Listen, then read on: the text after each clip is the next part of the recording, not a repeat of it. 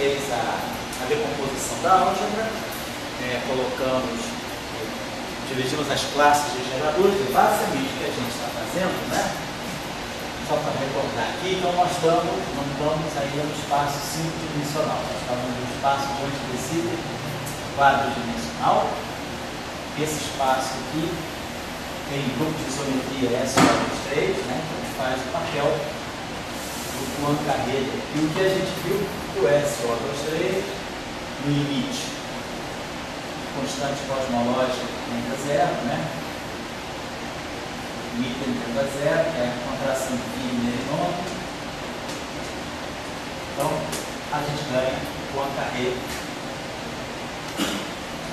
limpo das 4 dimensões.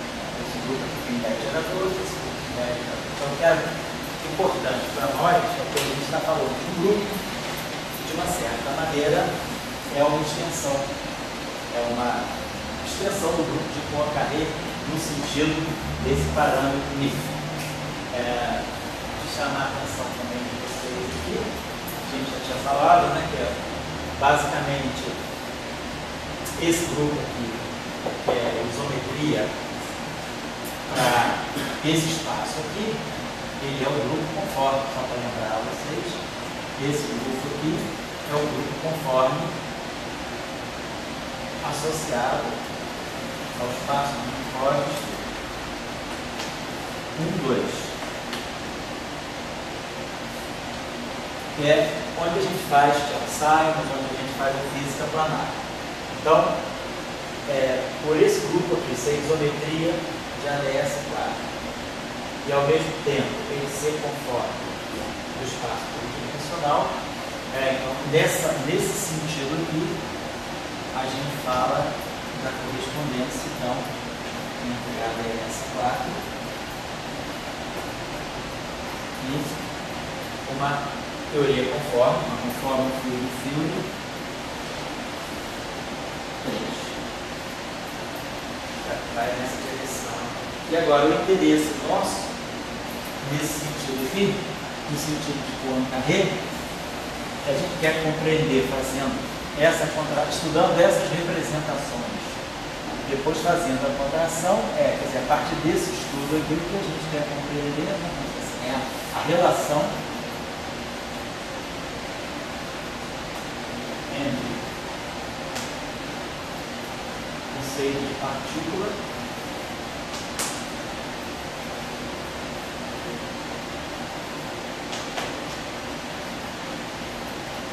em ADS4. Sempre, dado um espaço, né, a gente associa as partículas ao grupo de isometria daquele espaço. Então, as partículas de ADS4 vão ser descritas pela isometria de ADS4. Ao passo que esse cara é a isometria de Poincare. Então, a gente quer compreender a relação entre o que é partícula aqui e o que é partícula, o conceito de partícula de ADS4 e hipótese. Então, a isometria daqui responde pelas partículas daqui e a isometria hipótese responde pelas partículas de hipótese, que é o Poincare. Então, a gente está interessado nessa questão. Aí, na aula passada, a gente tinha colocado uma série de relações algébricas aí, que eu vou só retomar duas delas, que são importantes para a gente discutir. A gente tinha associado, classificado todos os geradores, né? Dividido os geradores em categorias de movimento angular, gerador de energia. Então a gente tinha na nossa associação, tudo bem? Na nossa associação passar para os geradores, né? Estendidos, a gente tinha incluído esses objetos aqui, né? O M40, os M4I, e a gente tinha associado tudo que a sobre A, ia ser para nós o TI. Tinha que, então, dividir em categorias esses operadores e entender que esse operador aqui deveria ser o operador de energia. Aqui o papel de energia, porque é aquilo que tem a relação de comutação correta com os momentos oculares que a gente interpretaria como os momentos. Então, a classe de operador interessante que nós colocamos na aula passada, foram esses aqui. Deixa eu retomar aqui para vocês. Nós definimos esses operadores aqui. Esse índice aqui é o índice espacial, é o índice 1, 2, 3, né? 0 e 4, a gente guarda os índices temporais. Deixa eu só retomar aqui, porque eu vou precisar dessa discussão. Vamos ver esse operador aqui. Então, esses aqui, ó, faz o papel, esse aqui estão fazendo o papel dos momentos. Seriam no espaço de bolo careta, né? Esses aqui vão ser os componentes espaciais, geradores das translações espaciais. E aqui, são os boosts do espaço. Esse é M4. Esses aqui são os boosts, né? Que é o global, relacionando esse índice aqui é o índice temporal, e esse índice aqui são os índices espaciais. Então, esse aqui está no espaço helicoide, são os boosts. E isso aqui está naquela dimensão tipo tempo extra, na quinta dimensão, com as componentes espaciais. Então, isso aqui, para nós, pela redução do Wigner e nome, está associado às componentes do momento linear, com relações espaciais. E aí a gente vai colocar esse operador também. Esse mais e menos a gente já entendeu que está associado com a energia, aumentar ou diminuir o valor da energia. Se eu tinha uma relação de computação, não sei se eu coloquei na outra passada. Essa relação. N mais.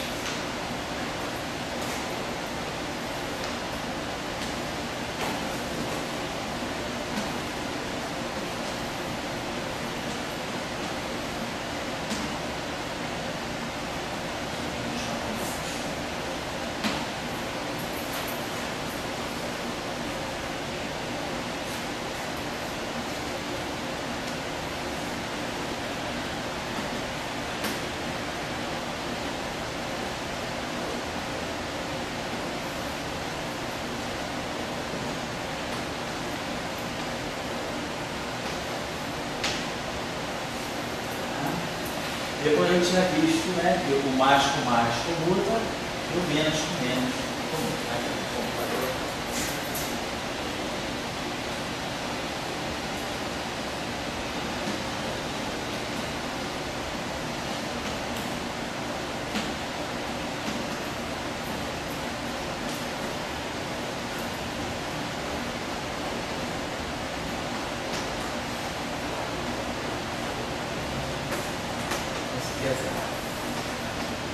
A outra relação importante, que seria interessante a gente ver, é a relação com o operador T0 e T0, né? Essa relação aqui conferia a esses operadores a características de operador de criação e destruição, de operador escala, né? Esse operador aqui aumenta de uma unidade. Se a gente interpretar esse M04 como energia, o alto valor desse operador sendo energia, esse operador aqui atuando no alto estado uma certa energia, devido a essa relação, MI+, atuando nesse estado, aumenta o alto valor desse operador de uma unidade. E aí, se for o menos, aqui vai ser o menos.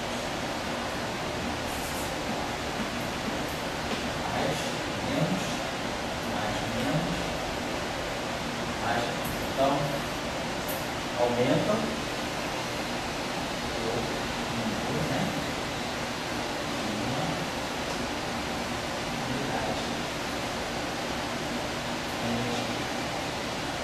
Vou lembrar que a gente já tinha discutido, não está interpretando M04 como um operador de energia. Depois a outra relação importante que a gente colocou, a gente viu dois operadores aqui, essa aqui é mais um pouquinho delicada, não comentei muito, vou comentar mais agora um pouquinho, que era esse operador que a gente chamava M1 mais E2, são índice aqui uma nomenclatura, mais, definido desse modo. Eu tenho uma importância depois, na hora que a gente for fazer a atuação dos estados, eu vou comentar uma coisa. elaboramos na aula passada.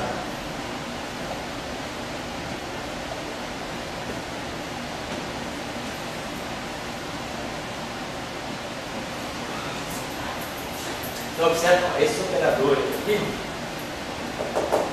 definidos já em cima desses operadores aqui, como nós estamos vendo, eles mexem. Então, observe aqui, ó, esse aqui, N1 mais e N2 mais, juntos, né, eles levantam a energia de uma unidade.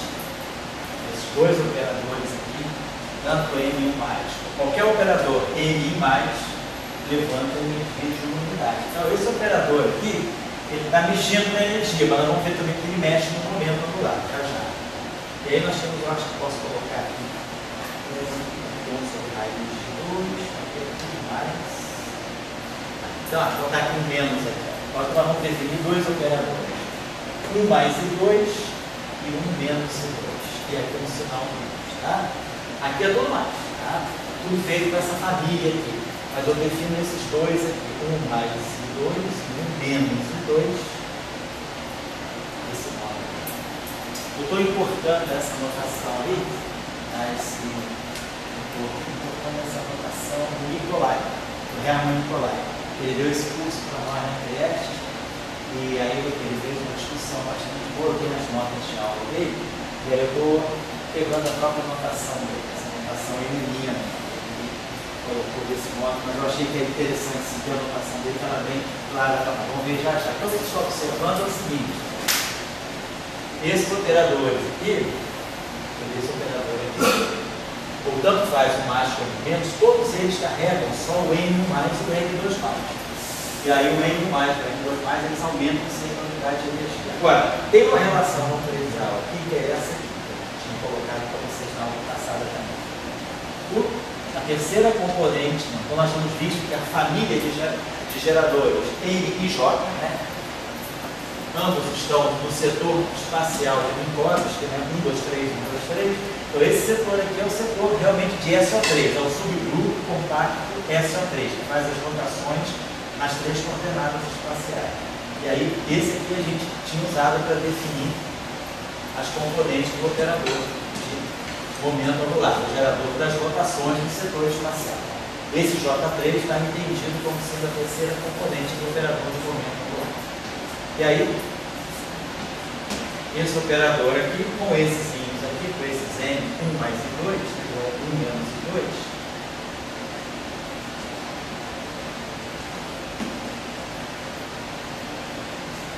esse mais N aqui. Então, ele aumenta, vamos ver, esse aqui vai ficar mais ou menos N1. Mais ou menos I2 mais. Então, o operador, esse operador aqui, aumenta de uma unidade do momento, a terceira componente do momento angular, e esse operador aqui diminui de uma unidade do momento angular. Então, eram essas relações aqui. Tem umas relações que eu tinha deixado na aula passada, dos operadores de Casimir, mas não vou precisar delas agora, não vou precisar delas daqui a pouco. Queria só chamar a atenção de vocês para esse fato aqui agora, que é interessante, que quando a gente faz a representação, a gente usa lá o método algébrico, né, para fazer as representações da álgebra de Lie de SO3, do momento angular, a gente trabalha com os geradores J1, J2, J3, e aí a gente define, né, o J+, então trabalha lá com o operador J2, que é o Casimir, que comuta com todas as componentes. E aí, a partir do J1, J2, J3, a gente define aqueles dois operadores, J+, ou menos. Tchau. Vou ter tecnologia aí. Dos antes. É claro que você botou o papelzinho, né? Eu botei.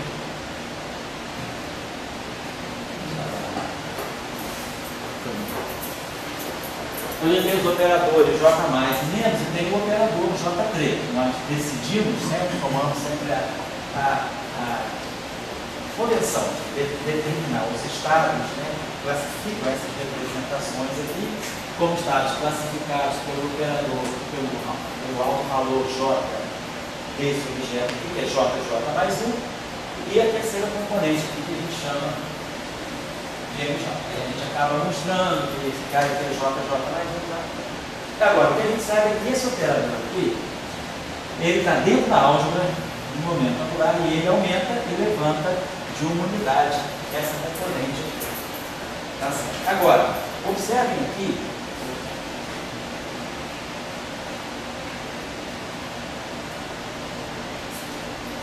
Observem que esses operadores.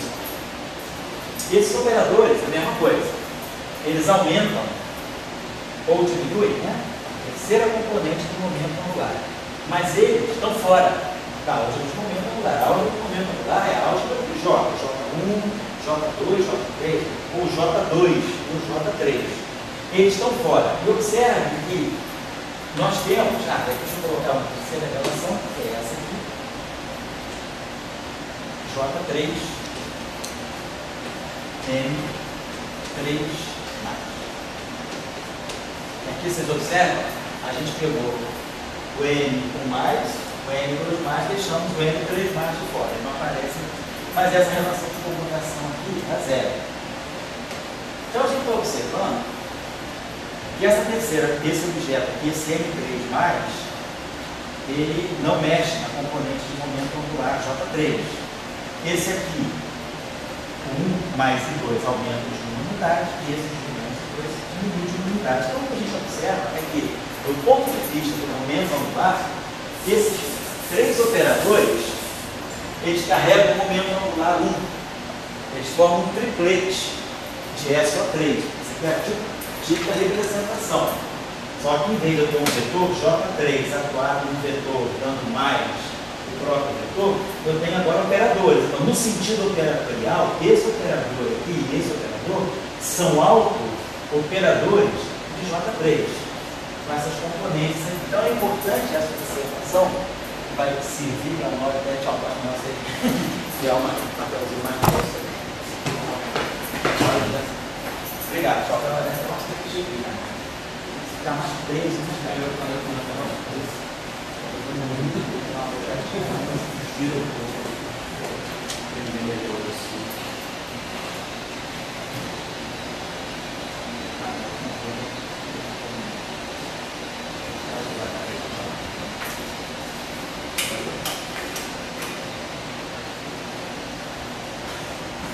agora o negócio é mais complicado. Não linearidade, aí a gente mexe com uma coisa ou outra. Dá para filmar assim? Não atrapalha brincar? Eu acho que filmando só um pouquinho de cima. Fica meio escuro. Bota agora, só não.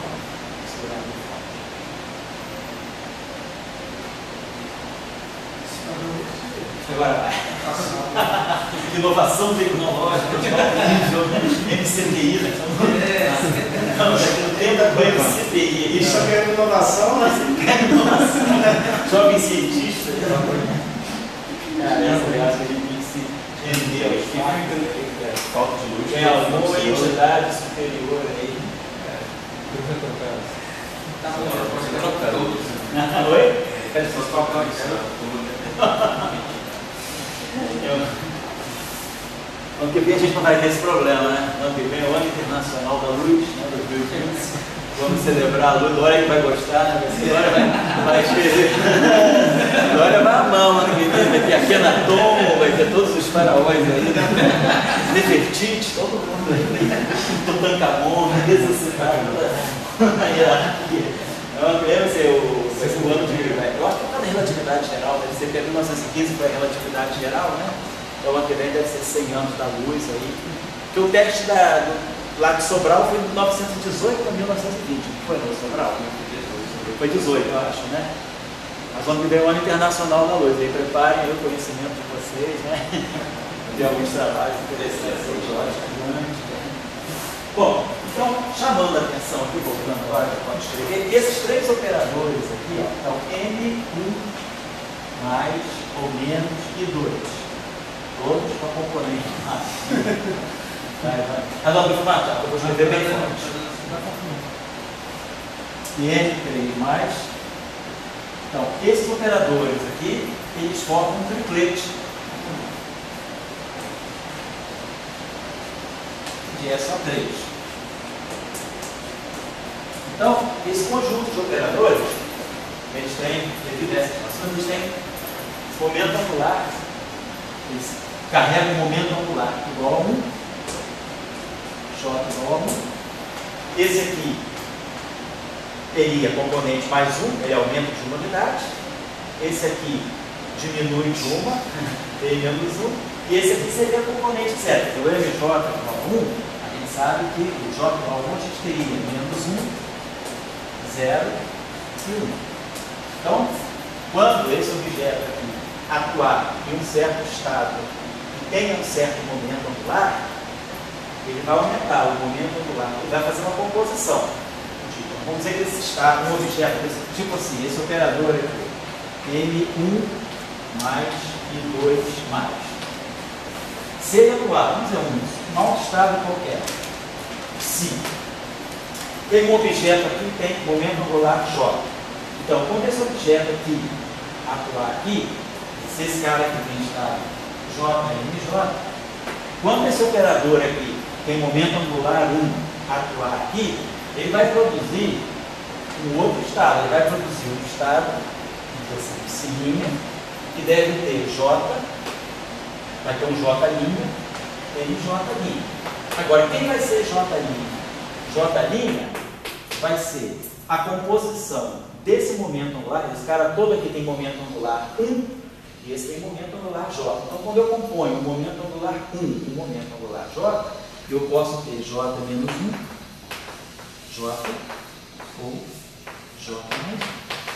Então, a gente vai ter que ter essa percepção. Eu estou lidando agora com um operador que não só mexe na componente, na terceira componente do momento angular, mas esse operador, ele próprio, ele tem momento angular igual a 1. Então, ele vai alterar, inclusive, o momento angular total desse objeto aqui. Só estou chamando a atenção desse fato, porque essa categoria de operadores aqui, esses três operadores que eu estou colocando lá, eles são um pouquinho diferentes, quer dizer, eles mexem nas componentes do momento angular, mas eles são um operador à parte. Né? Eles são operadores que, na verdade, também mexem na energia. Esse aqui suspende a energia de uma unidade, esse aqui suspende a energia de outra unidade. Tá? Então, eu só queria chamar a atenção desses geradores aí. Claro, agora vamos classificar os estados. A gente quer formar uma representação de dimensão infinita, portanto, a gente vai fazer uma representação em termos de funções de onda, de partículas. A gente vai querer representar, não através de campos, né? Campos a gente já viu ali, a gente sabe fazer as representações de SO2,3, são as representações escalares, tenorial, tensorial, vetorial, são representações de dimensão finita, são campos, componentes, né? Com certo número de componentes, mas os geradores que são uns hermitianos e outros não hermitianos. A representação não é unitária. A representação em campos não é unitária. Isso é normal. Agora isso é a mesma coisa. A representação em campos não é unitária. O que é unitária é a representação em partículas. As representações de ponta reta. Então vamos agora para o mesmo caminho. Mas a gente entendeu, né, de tudo isso que nós temos os operadores. Nós temos dois operadores de Casimir. Nós tínhamos definido na aula passada. C2 e C4. Vou colocar aqui, são eles, né? Depois a gente vai ter que voltar eles, eu já vou deixar aqui. Então, nós conhecemos dois operadores de Casimir. Se tem dois operadores de Casimir, a subálgebra de Cartan deve ter dimensão 2. Então, nós devemos ter dois operadores que comutam entre si. E nós já tínhamos visto aqui que o comutador de M04 que representa a energia, né? Com o J2, que é o JI, né, os três componentes do momento angular somados é zero. Tínhamos visto também que o comutador de M04 com o J3 é zero. Então, nós temos, né, e claro, esses dois operadores comutam entre si. Então, eu tenho dois operadores que comutam entre si. Então, nós vamos poder escolher os autoestáticos, os vetores de base da representação. Estamos construindo, então, uma representação. Então, para construir uma representação, eu tenho um espaço vetorial, vetores desse espaço vetorial. Os meus operadores vão atuar nesses vetores e vão transformar esses vetores. E aí a gente vai encontrar as representações matriciais desses operadores. Então, os vetores da representação são são então autovetores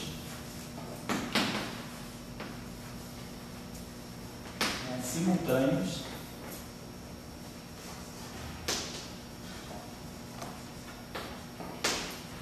de M04. Eu vou ter objetos com energia bem definida, autovalores de M04 bem definidos, né? E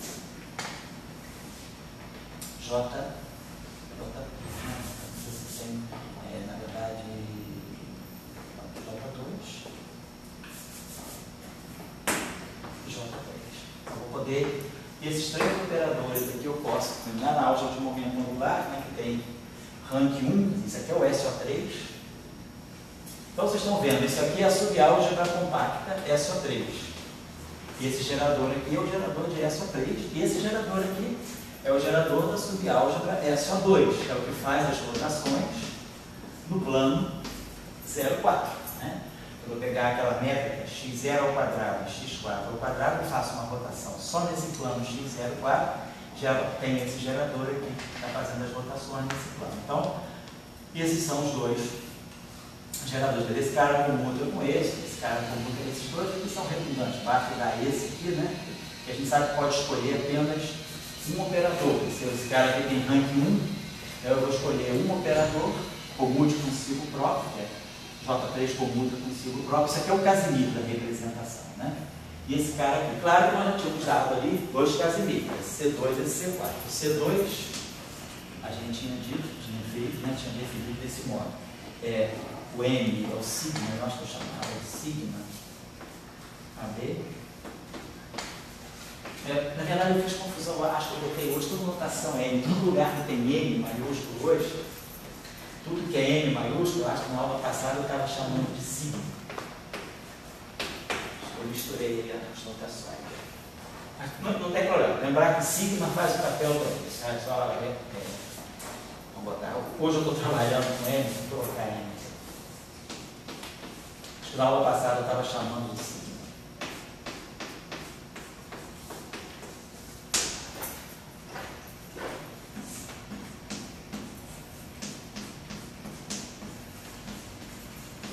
Só foi uma confusão de notação.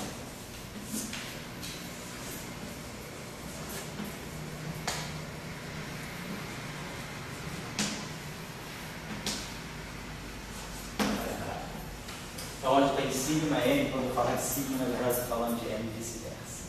Bom, então, tá lá. Então, nós temos os operadores de Casimir. Então, nós vamos poder construir a base da seguinte maneira. Eu vou pegar um autoestado, então, eu vou construir agora os vetores da representação e temos que definir a atuação dos operadores sobre ele. Então, vamos pegar um autoestado, vamos chamar ele, representar por função de onda, vou colocar na forma de ket, né? Vamos pegar um ket que seja. Então, vamos dizer, vai ter um autoestado, um alto valor da energia. Então, isso aqui vai ser o alto valor do operador M04. Vamos dizer que ele vai ter um certo momento angular e o MJ. Vamos colocar assim.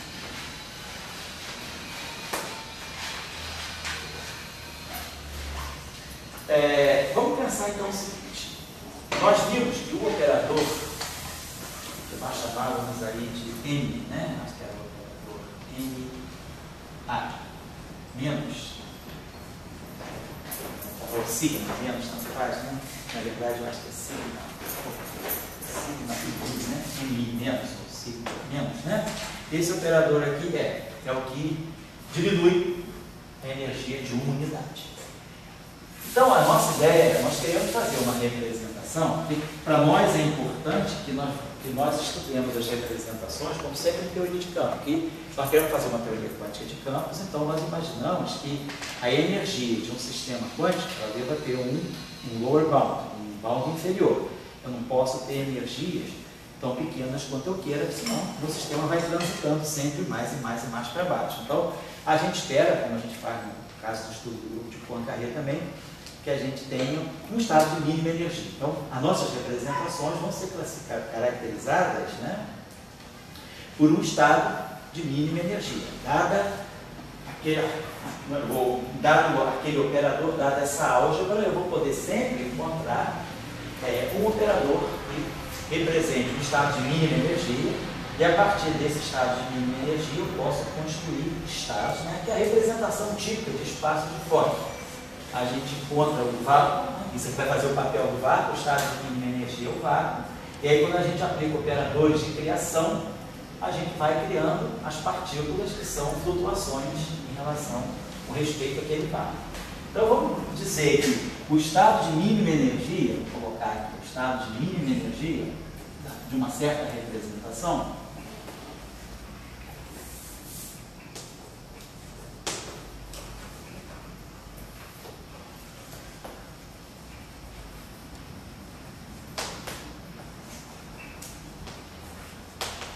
seja caracterizado por uma energia E0, né?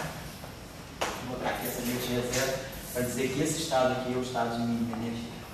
E claro, esse estado de mínima energia, né, pode ter spin, ou pode ter um momento angular. Tá? Então, vamos dizer que esse operador aqui, como é o estado de mínima energia, e nós sabemos que aquele operador que nós tínhamos introduzido na aula passada já, que eu estava chamando de MI menos, ou de sigma I menos, esse operador aqui, essa categoria menos, ela desce a energia de uma unidade.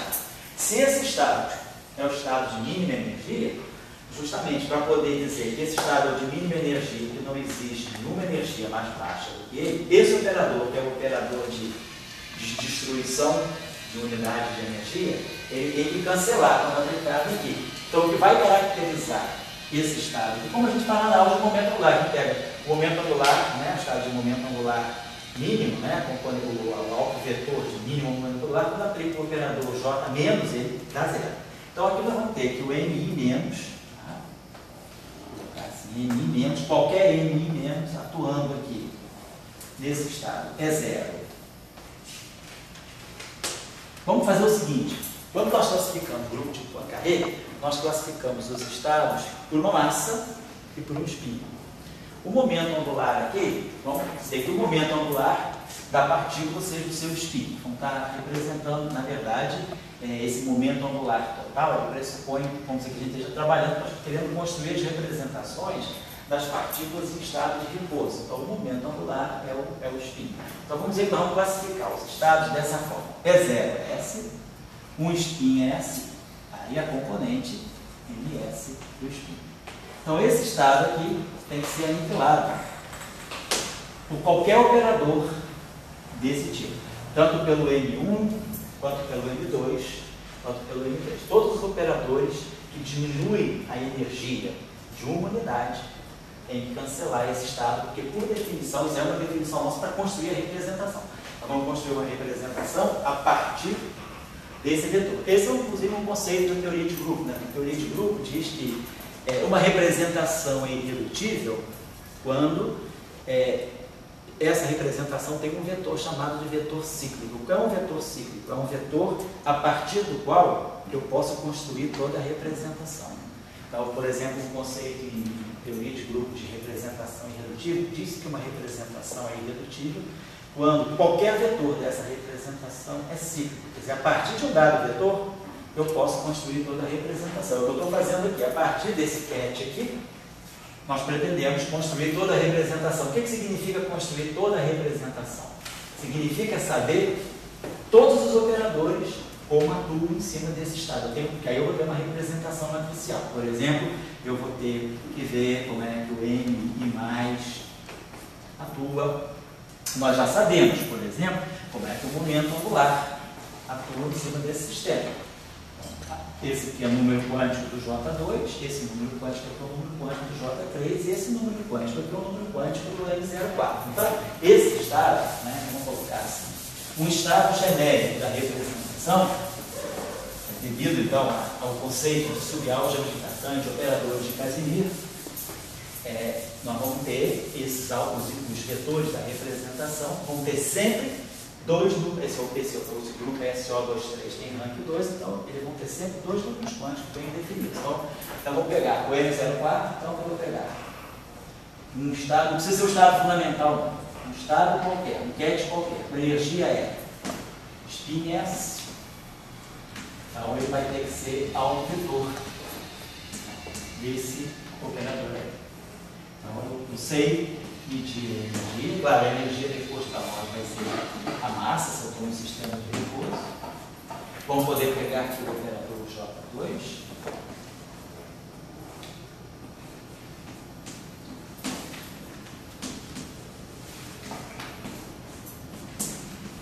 Então, a gente já sabe da álgebra de momento angular, que os valores desse operador aqui são S mais 1, J mais 1.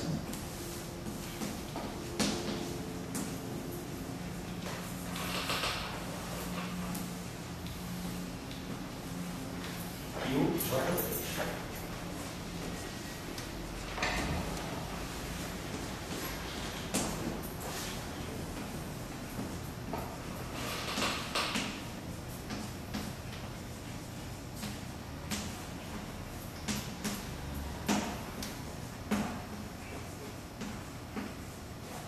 Certo? Então, para nós, qualquer estado da representação vai ter sempre bem definida a energia, ou seja, energia significa massa, e o momento angular. Para nós, significa o espinho.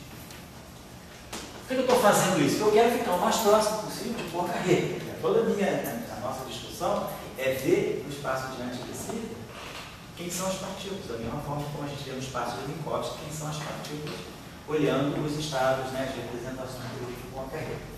Então, essa é a ideia. Então, para construir, dada uma certa representação, nós vamos partir do fato de que existe sempre um estado de mínima energia.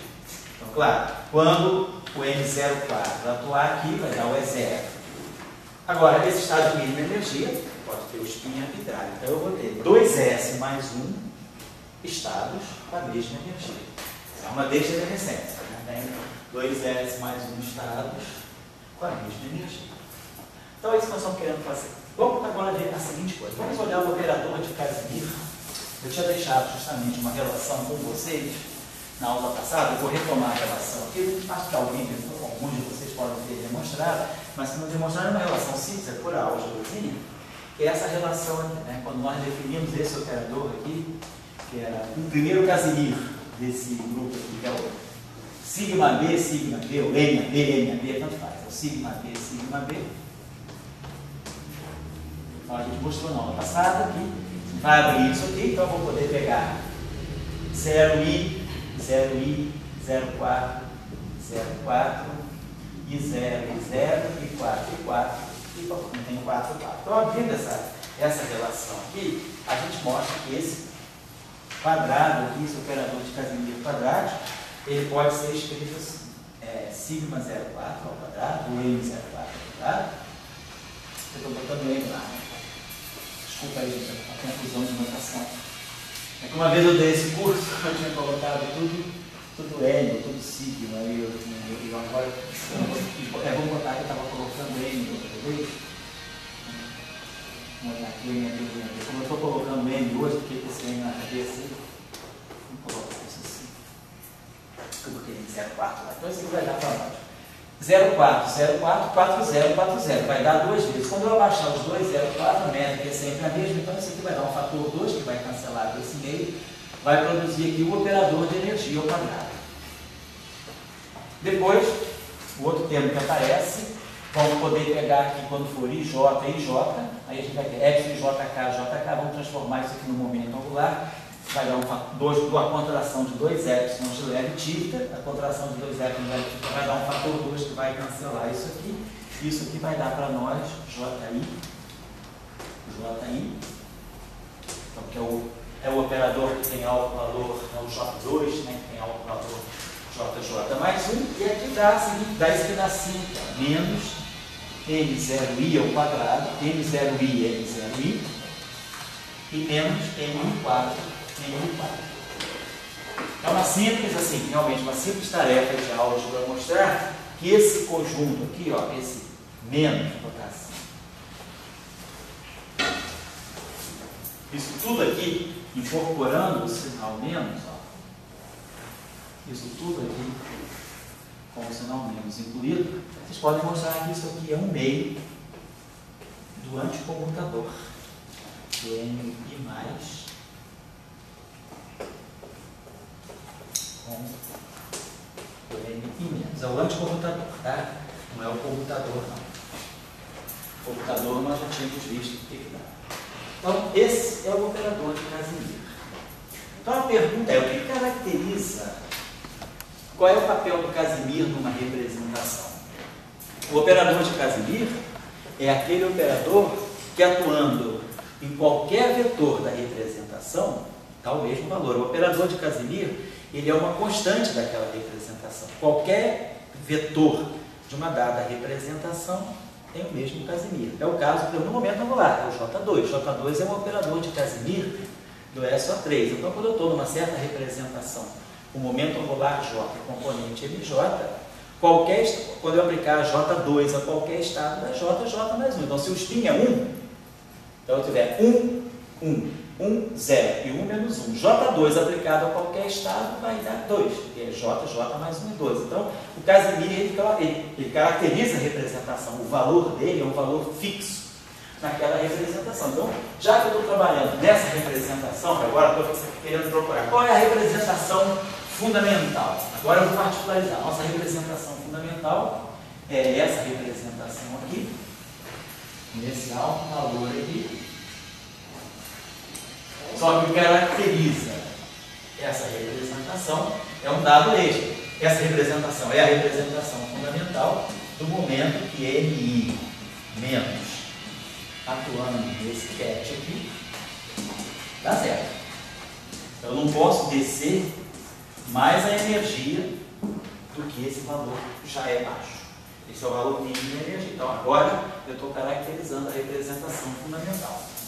A partir dela, então, nós vamos construir toda a representação. Então, claro, qualquer vetor dessa representação, inclusive o que representa o estado fundamental, ele tem o mesmo valor de Casimir. Então, aqui nós estamos construindo a representação, nós estamos construindo a representação irredutível, né, derivada, representação irredutível construída, vamos colocar assim, né, construída a partir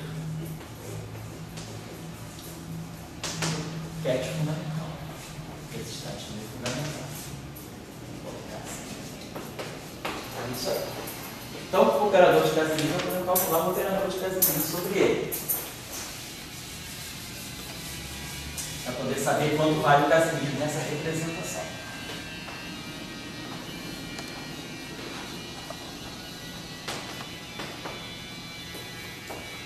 Claro, esse primeiro pedaço aqui, quer dizer, quando esse M04 atuar nesse operador, ele vai dar para nós, né, um E0 ao quadrado. Vai dar um E0 ao quadrado. Assim já está feito. Quando o JI atuar aí, ele vai dar para nós, é o J2, dá para nós mais S mais 1.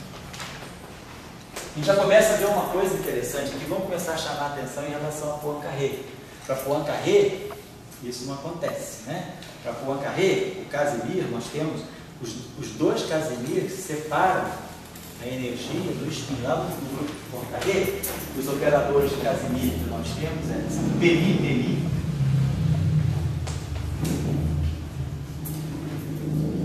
Então, a energia está é zero ao quadrado. Mas o outro operador de Casimir, que é aquele chamado operador de Pauli-Lubanski, né?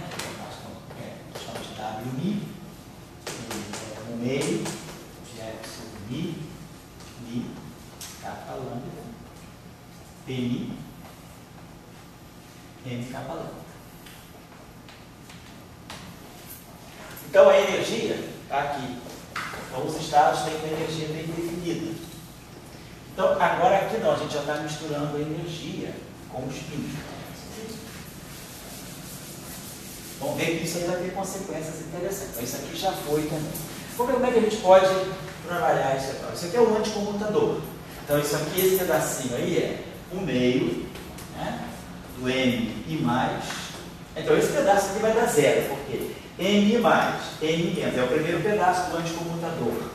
Ao atuar nesse estado, o M- dá zero. Então, o primeiro termo desse anticomutador tem o M- atuando diretamente em cima do estado de mínima energia, dá zero. Então, vai sobrar para nós do anticomutador esse termo aqui. M- N I+, atuando no estado. É o que sai do anticomutador. Só se fica essa parte. Porém, nós sabemos que esse carinha dá zero. Pena que ele está obstaculado, tem esse obstáculo aqui. Mas ele usa comutação. Eu conheço o comutador, nós tínhamos escrito, deixa eu retomar aqui para vocês, né? O comutador do N I+, com o N I menos. Temos escrito aqui, já deixava já na aula passada, né? Aquele que dá um 2zinho, 2. 2 delta IJ N04 da energia mais I NJ. Certo? Quando for I com J. Nesse caso, tem I com I. Então, I com I vai dar delta de I. Delta de I é 3. Então, fica 2, dá 6, M04. Agora, NII, esse computador, esse gerador é zero? Tem. Quando I for igual ao J, esse termo aqui não tem. Então, esse computador aqui vai ser um computador. Eu posso escrever isso aqui da seguinte maneira. Esse termo aqui é 1 meio de N I mais N I menos, né? Menos computador de N I mais um N I menos, é isso? Certo? Isso aqui, né? É só uma identidadezinha. Tem isso aqui.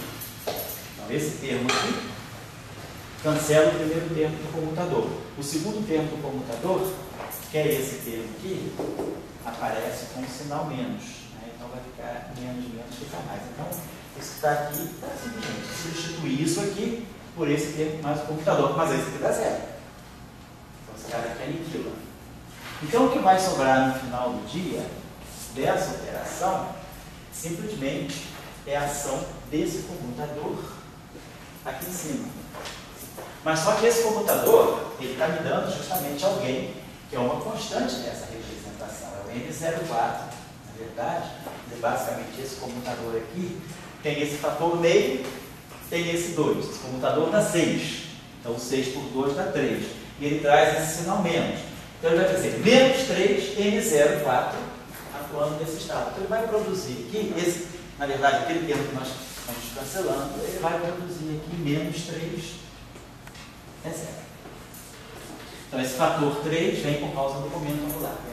Então, das 3 dimensões. Se eu estivesse fazendo isso para SO24, o IJ iria de 1 a 4. Seria 0, 1, 2, 3, 4 e a quinta componente 5. Se eu estivesse fazendo de ADS 5, estou fazendo para ADS 4. Então, aparece esse fator 3. Então, o Casimir, o C2 dessa representação, então, qualquer estado dessa representação vai ter que ter esse valor para C2. Então, C2, isso aqui vai ser crucial para a gente lá na próxima aula chegar ao conceito de singletons, né? Chegar às representações que o Dirac encontrou, que ele chamou de singleton. É 0 ao quadrado, então fica aqui um é 0 menos 3, mais S mais 1. Então, isso é o Casimir dessa representação.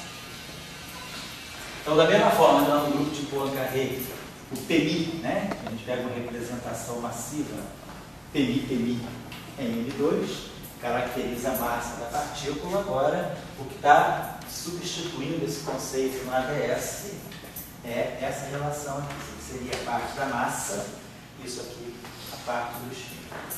Então, já temos esse operador. Agora, a gente precisa saber a ação dos demais operadores. Eu sei como é que os JIs atuam em seu destaque. Então, eu preciso fazer porque é álgebra de momento angular.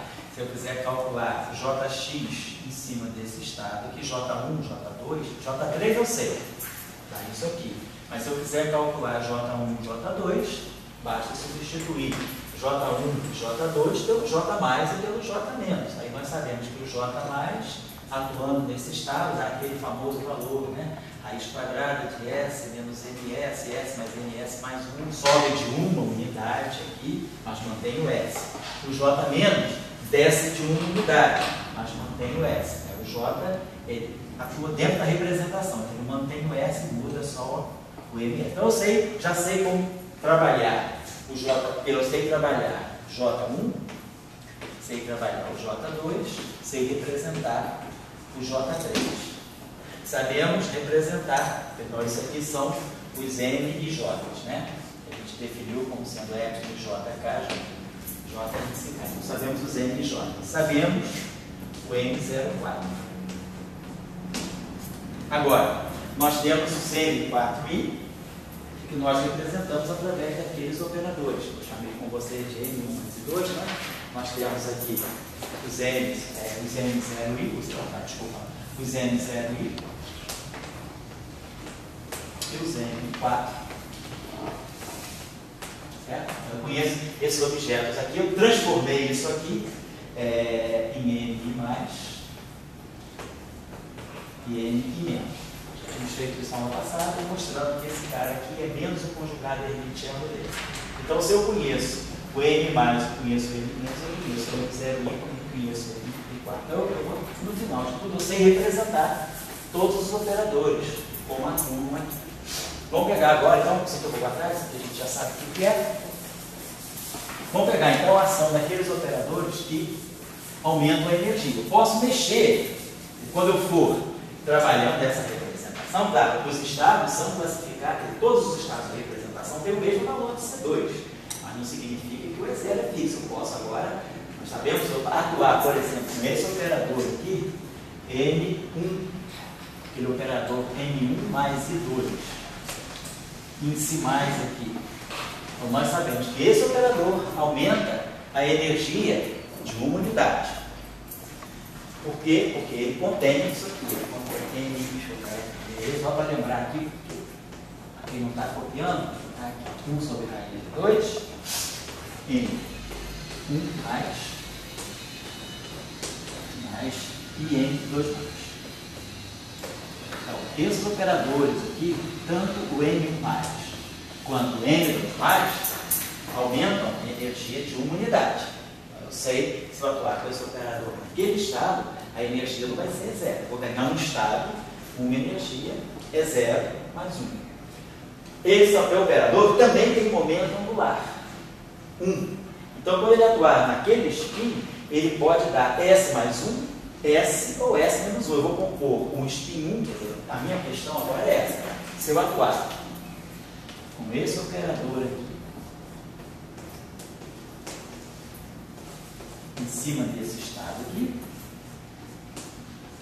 eu tenho que saber o que eu vou ganhar, para poder falar da representação. Eu sei como cada gerador da álgebra, cada operador atua nos estados.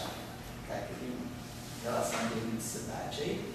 Então tá legal. Então nós sabemos que esse cara aqui, ele aumenta. Então isso aqui basicamente vai dar para nós aqui do lado direito, né, a menos de uma normalização, ele deve dar um estado com E0 mais 1. Outra coisa que eu sei, em princípio, que vai, vamos dizer aqui, vai ser ter 3 possibilidades de momento angular. Não vai dar um estado só. Esse cara tem momento angular 1, esse cara tem momento angular S. Então, no final de tudo, eu vou compor um momento angular 1 com um momento angular S. Então, eu posso ter S mais 1. Aqui vão sair 3. Posso ter S ou posso ter S menos 1. Agora, esses estados aqui, o N mais, o N2 mais, se vocês olharem lá na nossa representação, o comutador dele com J3, ele aumenta a terceira componente do momento angular sempre. Ele aumenta de uma unidade. Então aqui vai sair para nós um NS só mais 1. Então, na verdade, quando eu atuar com esse operador nesse estado, eu posso ter, no caso mais geral, eu vou ter uma combinação linear de 3 estados. Ou seja, a gente vai poder escrever isso dessa maneira. Porque ele não fixa, ele não deixa de momento angular fixo. Ele muda a energia de um valor só. Então a energia quando ele atua aqui, eu vou ter sempre o mesmo valor da energia, 0 mais 1, sempre essa mesma componente, mas aqui eu mexo, eu tenho 3 possibilidades de momento angular. Por isso que eu fiz aquela observação no início, porque esse operador, apesar de ser um operador em escada para o J3, ele tem momento angular, ele não está dentro da álgebra só do momento angular, ele tem momento angular, então ele mexe no momento angular do spin. Então, na verdade, o correto de escrever será isso aqui, para poder saber como é que esses estados, esses operadores aqui, atuam nos estados de base, e eu vou construir no final de tudo a minha representação. No momento que eu souber quem é M1 mais I2 mais, M1 mais I2, M1 menos I2 menos, e aí, por ermiticidade, eu vou acabar sabendo, no final de tudo, quem são os M4Is. É isso que eu estou procurando. Eu já sei representar todo mundo, menos esse, mas esses caras estão escondidos aqui dentro. Então, essa representação aqui, trabalhar isso aqui não é uma coisa óbvia que a gente sai fazendo, né? Isso aí já foi feito na literatura, né? E o Nicolai, quando deu as aulas para a gente lá, deu as aulas bem mastigadinhas, né, no nosso curso.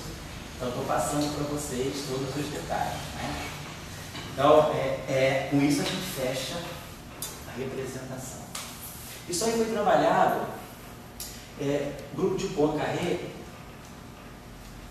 acho que o trabalho do Wegener de Poincaré de 1939. É interessante que o grupo de Lorentz, né, foi estudado bem depois, né, de uma dúvida, quer dizer, teve uma confusão na literatura, naquela teoria de grupo estava entrando na física, então essa discussão de representação de dimensão finita e infinita, isso aí deixou as pessoas meio confusas. E a Winkler fez a representação do grupo de Poincaré antes que se estudasse detalhadamente as representações do grupo de Lorentz. Então, nesse período aí, depois alguém fez, eu não lembro o autor, eu acho que eu deixei isso aqui na referência, quem fez o ADS, quem fez essa representação ADS, deixa eu ver se eu tenho a referência aqui comigo. Está o Pedro Malvaceno. Eu vou trazer para vocês quem é que trabalhou exatamente as representações do ADS. Professor, pois não? Esses operadores de Casimir qual é a relação entre efeito Casimir e... Não tem nada a ver, não. O efeito Casimir é um efeito quântico, de atração, é um efeito de flutuação no vácuo. Esses são operadores de Casimir, isso aqui é uma coisa meramente algébrica. O que é o operador de Casimir é um conceito da teoria de grupos. Então, quando você tem uma álgebra ou um grupo, significa que você pode construir um conjunto de operadores que comutam com todos os geradores de um dado grupo. Se você construir um comutador, um operador que não precisa, pode ser quadrático, pode ser cúbico, pode ser quadros. Isso aqui é um operador que ele é um polinômio nos geradores do grupo. Então, é um operador polinomial. Você pode compor um polinômio nos geradores do grupo para ficar bem pé no chão. Vamos pegar no caso do momento angular. No caso do SO3, que a gente estuda lá na mecânica quântica, J1, J2, J3. Os geradores do grupo são J1, J2, J3. A álgebra de Lie desse grupo é JI com JJ, IF com JK, JK. Isso aqui é a álgebra de Lie de SO3. Pergunta é: quantos geradores, dentro dos geradores, comutam entre si? Então, claro, a gente sabe que J1 comuta com J2, J1 não comuta com J3, e J2 não comuta com J3. Então, os operadores distintos não comutam entre si. Então, um operador comuta consigo mesmo. J1 comuta consigo próprio, J2 consigo próprio, J3 consigo próprio. Mas a pergunta é: será que existe algum operador que comute com os três simultaneamente? Aí vocês sabem lá da álgebra de momento angular que J2 igual a J1 ao quadrado, mais J2 ao quadrado, mais J3 ao quadrado. Esse operador aqui, comutando com qualquer JJ, dá zero. Então eu sei que existe um operador que comuta com todo e qualquer gerador da álgebra. Isso é um operador de Casimir. E pela teoria de grupos, você sabe que o número de operadores de Casimir, que é o que se chama o rank do grupo, que ele é dado dessa forma. Qualquer grupo do tipo SO2N, você vai encontrar N operadores de Casimir. Ou qualquer grupo do tipo SO2N mais 1, que é a categoria do SO3. O SO3 se enquadra aqui, com N igual a 1. Então, SO3, de fato, tem um único operador de Casimir. Se você pegar SO4 está aqui. Você vai ter 2 operadores de Casimir. Então, significa que, quando você estuda a álgebra de Lie de SO4, você vai encontrar 2 geradores distintos, que são quadráticos nos geradores, e que comutam com qualquer gerador. Então, isso é um operador de Casimir. Então, por exemplo, no grupo de Poincaré, vocês que já viram algum curso aqui no Sebastião, grupo de Poincaré, o grupo de Poincaré, quais são os geradores do grupo de Poincaré? Os geradores das translações espaço-temporais e os geradores das rotações espaço-temporais, são os geradores do grupo de Lorentz. Então aqui nós temos o grupo de Lorentz, os bustos, né, e as rotações, e aqui as translações. Então, isso aqui é esse grupo aqui. As transformações de Lorentz mais as translações, né? Então, geradores TNI aqui e os NMI aqui. Então, eu tenho quantos geradores aqui? 6, 4, 10. Nós temos 10 geradores. P0, P1, P2, P3, M01, M02, M03, M2, M13 e M23. 10 geradores. Pergunta: quantos geradores comutam com qualquer gerador? Com qualquer um, todos ao mesmo tempo. Mas entre si não. Com todos ao mesmo tempo. Então a gente sabe que se eu construir esse operador aqui, vamos chamar aqui, que é o C2, é o PI, e se eu construir esse operador aqui, vou chamar de C2', que é o meio do epsilon, vou chamar assim, tá, mi, que é o segundo operador, epsilon bi, mi, kappa lambda, pi, N kappa lambda. Então hoje a gente mostra que esse operador comuta com todos esses e esse operador comuta com todos esses. Então esses são os 2 operadores de Casimir do tipo Poincaré. E aí tem um resultado amado. O número de operadores de Casimir é sempre igual ao número de geradores que comutam entre si. Então, por exemplo, na álgebra de SO3 eu só tenho um operador de Casimir. Então isso significa que eu só tenho um conjunto de um elemento que comuta entre si, quer dizer, ele com ele mesmo. Então, por isso nós escolhemos sempre o J3, eu poderia escolher o J1 ou o J2. No grupo de Poincaré, eu tenho 2 operadores de Casimir, eles são quadráticos dos geradores. Então eles não estão na álgebra. Tudo que está na álgebra tem que ser linear no gerador. Né? Então, se eu multiplico os geradores, eu saio da álgebra. Mas são operadores que comutam com os elementos da álgebra. Agora, quantos operadores eu posso escolher que comutam entre si? Então, aqui na álgebra de momento angular. Por exemplo, aqui nós já sabemos que na álgebra do grupo de Lorentz, esse grupo de Lorentz é SO3. Nós podemos escolher 2 geradores que comutam aqui entre si. Nós temos a álgebra de SO2 para o SO2 aqui. Então, eu posso sempre, o número de geradores, né, de um grupo de Lie é sempre o número de operadores de Casimir, que ele também é o que a gente chama a dimensão da subálgebra de Cartesiano. Então, isso é o operador de Casimir. Dado uma álgebra, ou qualquer álgebra que você tiver, você vai procurar operadores, não importa quem sejam, podem ser um polinômio, um operador polinomial no gerador, mas que comute simultaneamente com todos os geradores. Aí você achou um Casimir da representação do grupo. E, em geral, você tem técnica para isso. Então, quando a gente estuda teoria de grupo, você também não sai construindo assim de cabeçada. Existem técnicas que te levam a saber construir sistematicamente quem são os operadores de Casimir. Por exemplo, no caso do SUN, né, se a gente pegar um grupo do tipo SUN, o número de operadores de Casimir dele é sempre N-1. Então, o grupo SUN, se eu pegar o grupo SU2, ele tem um operador de Casimir. De fato, SU2 é o SO3.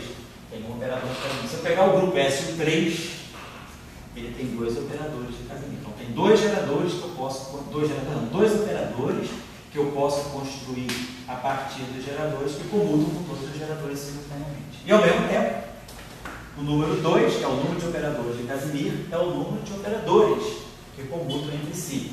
Na álgebra de S3, por exemplo, eu sei que aquele gerador lambda 3, que é diagonal, e o gerador, a matriz de Gelman lambda 8, eles dois comutam. Então, no caso do S3, por exemplo, eu sei que eu tenho dois operadores que comutam entre si. Eles não são Casimir, porque eles só comutam entre si. Lambda 3 não comuta com lambda 1, nem lambda 3 comuta com lambda 2. Eles não comutam com todos os geradores, eles só comutam entre si. O Casimir não, são dois operadores que comutam com todo mundo. Certo? Isso que eu considero. O efeito Casimir, eu até não sei se é o mesmo Casimir, juro que eu não sei. É o mesmo. É o mesmo. Então, é o mesmo Casimir. Ele também é outro Casimir. Dois Casimir não, cara. Hã? Dois Casimir na mesma física. Na mesma representação. Era nem professor, né? Não era acadêmico. É mesmo, cara? É mesmo. Eu não sei da história dele. Ele era um manager da física, da Philips. Ah, é mesmo, cara? É mesmo? Eu não sabia, não. Ele era polonês, não? Ele fez carreira na Holanda, naquela na cidade do cara que descobriu a condutividade. Leiden. Leiden. Ah, não sabia, não, cara. Ele fez. Ele era amigo do Bohr Heisenberg, entendi. Né? Ele visitava ele, mas e era professor? Não. Ah, ele não era acadêmico, não? Ele não era acadêmico. Ah, não era acadêmico. O título de doutorado dele trabalhava na Philips. Ah, entendi. Está lá na indústria com problema de coloide, né? Entendi. Coloide. E aí isso levou ele. Entendi. São coisas interessantes, né? O cara às vezes vai numa direção, né? Ele queria entender a física de. Aquela coisa de. Uma polibução eletrostática, uma gotinha de polo elétrico. Como é que é o nome desse efeito? É um efeito. Não, eles têm um nome, a matéria tem um nome. Sei. Não, é que um de polo induz o outro e eles. Sei, forma aquela cadeia de polos, né? Cadeia de polos se atrai. Aí fica assim, esqueci o nome da. Bom, isso tem a ver com a situação do vácuo, porque se você pega uma tinta, por exemplo, o problema deles era isso. Como é que você faz uma tinta ficar interessante, durar para muito tempo? Os colóides dela, as partículas não se aglomeraram. Não se atraírem, né? Não se atraírem, você tem que terminar essa física. Ele sabia que ou indução de dipolo, você tinha atração entre as partículas do colóide. Ele começou a estudar isso. A partir disso. Eu acho que o vácuo faz isso. Eu também não sabia, eu fui saber uma palestra, eu acho que foi do professor Ildeu aí, que trabalha com divulgação científica, que Planck descobriu a radiação do corpo negro por causa de um problema de siderurgia, né? Eles estavam trabalhando com fórmulas, né? Era a era da siderurgia, da indústria química, então a questão deles era trabalhar com fórmulas aquecidos, e aí ele chegou ao efeito, a radiação do corpo negro. Então é interessante, né? As coisas caminham de maneira diferente, né? Você vê como é que a indústria é importante para o país, né? Não, também, exatamente. Pessoas qualificadas. O Brasil tem carinho na indústria. Agora, vamos ver agora com esses movimentos aí de CNPq, de pós-doc na indústria, doutorado sanduíche, para botar a gente da academia. É porque se alimenta dos dois lados, né? A pessoa também busca problemas a partir de situações assim. O problema do empresariado brasileiro nunca esse que é o problema. O empresariado brasileiro nunca deu sacrifício. Atacante. O altruísmo, né? Como o empresariado americano. Né? Exatamente. A gente vê, por exemplo. Exatamente. Faz a diferença. Né? Tantos nos Estados Unidos. A gente vê, por exemplo, aqui já gente do CBPF fazendo estágio sanduíche, né, de doutorado na indústria. Agora a gente pergunta, quantas bolsas esse industrial dá para o CBPF? Zero. Pega o Unicamp, o Parque Industrial do Unicamp, tudo para servir empresário. E lá não tem sistema de bolsa assim não, né? Não existe, é uma relação parasitária do empresariado. Quer dizer, o Estado dá a bolsa para a empresa, mas a empresa nunca devolve um tipo de bolsa para o Estado. Né? Dá uns prêmios de vez em quando eles ganham essa lei Rouanet, dão uns prêmios de melhor tese, não sei o que, para abater no imposto de renda, mas isso é uma coisa assim, pontiforme, não é um programa sistemático de bolsa. Né? Interessante, eu não sabia essa história do Casimir. Então é o mesmo Casimir, né? Até agora, por que ele sabia teoria de grupo? Isso é interessante. Interessante saber, né? Interessante. Não, então ele já sabia e foi para a indústria, né? O cara foi para a indústria, ele ser um cara bem formado, né? Beleza. Então, o número de operadores de Casimir é também o número de geradores que comutam entre si. A gente chama isso de ranking da álgebra, né? O ranking de uma álgebra de Lie, ou o ranking de um grupo de Lie. Né? Quer dizer, a dimensão do grupo é o número de geradores, é o número independente de geradores, é o número de geradores. Então, no caso do SUN, o número de geradores é N2 menos 1. A dimensão do grupo SUN é N2 menos 1. Mas o rank do grupo é o número de operadores de casamento. O número de diferentes operadores de casamento. Então, no caso de SUN, é N menos 1. Então, por exemplo, se eu pegar SU4, eu tenho 15 geradores e 3 operadores de Casimir. Se eu tenho 3 operadores de Casimir, significa que eu vou encontrar, dos 15 geradores de SU4, eu vou encontrar 3 geradores que comutam entre si. Só é entre eles. Então, isso aí é muito importante na hora de organizar as representações. O Caio está aqui. Então, essa é a questão do Casimir. Bom, Léo, só uma dúvida. pode falar. Quando você diz que a energia é aumentada de uma unidade, o que é essa uma unidade? Adimensional. Pois é, vamos dizer assim, você está trabalhando, quer dizer, esse é zero aí, na verdade, é em unidades de Mi. Na unidade de energia, obrigado, Léo, por ter chamado a atenção. Nós estamos trabalhando, quer dizer, o parâmetro de energia, o parâmetro de massa que nós temos aí, é aquele Mi que está ligado à constante cosmológica. Então, quando eu digo é zero em unidades de Mi. Então, eu aumento de Mi. Vou aumentando assim, tá? Essa base aí, esses altos valores, eles são adimensionais. Eu esqueci o H cortado também. Na verdade, o spin é S, né? Cortado, né? Bom, então o que a gente tem que fazer agora é fixar isso aqui. Então, aí vai entrar a discussão dos chamados coeficientes de Clebsch-Gorlin. Vai ter que usar um pouquinho para calcular. Então, se eu tiver N mais 2 índice mais, né? Então, atuando nesse estado aqui, 0, S e E. Então, isso vai me dizer o seguinte: eu posso ter, a partir o que vai sair daí vai ser uma combinação linear de 3 estados distintos. Esse estado é 0 mais 1, S mais 1, S mais 1, é 0 mais 1, S, S mais 1, é 0 mais 1, S menos 1, S mais 1. Então, eu vou ter, como se eu tivesse aqui um coeficiente alfa, essa é uma combinação linear desses estados aqui. É 0 mais S mais 1, S mais 1, e S mais 1. Então, significa que eu posso aumentar o momento angular de uma unidade, né? Eu vou compor 1 com S. Compor esse momento angular com esse momento angular. Então, o momento angular da composição é S mais 1, S ou S mais 1. Depois, nós vamos poder ter um beta. Vai ser 0 mais 1.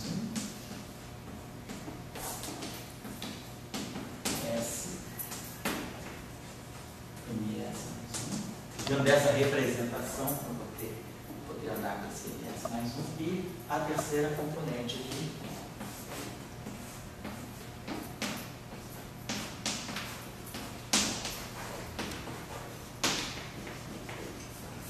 S mais 1.